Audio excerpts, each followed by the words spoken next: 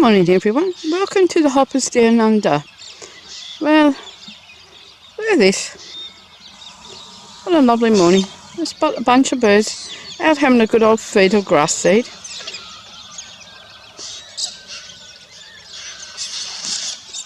Well, you just seen right. That was hell to pay for then.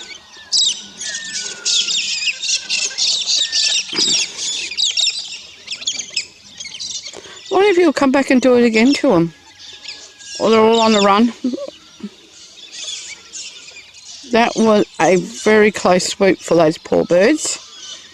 Oh well, it's not just them here. I think they're young. Oh, look at that. That's damn close. He's just a cheeky bird. So it looks like there's a bunch of young coryongs, I reckon, or even crows. I'm not too sure what they are. And out there you have a magpie. And it's not just him out here in his little paddock. We had some Pink Galahs as well.